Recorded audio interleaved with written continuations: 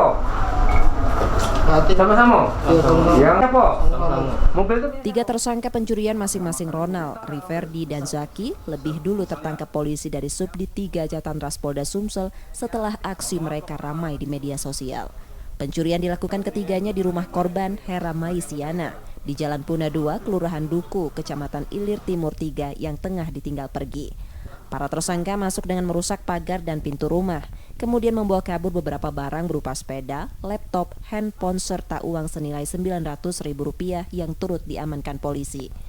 Hasil curian itu diangkut menggunakan sedan yang sengaja dipinjam oleh salah satu tersangka dari tetangganya. Modus pelaku yaitu mencari sasaran rumah kosong yang ditinggal oleh penghuninya dengan cara masuk melalui pintu dengan mencongkel menggunakan obeng dan kunci roda.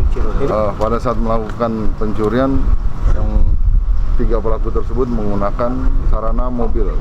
Jadi satu pelaku bertugas mengawasi di mobil, di luar, di dalam mobil, kemudian yang 2 pelakunya masuk ke dalam. Total barang yang diamankan itu katanya lebih kurang ratusan juta, Bang? Ya, kalau dirinci seluruhnya di total kerugiannya untuk nilai barangnya kurang lebih ratusan.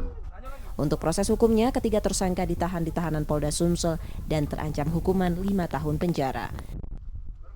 Reski Oktora, Muklas Diferensial, Kompas TV, Palembang, Sumatera Selatan.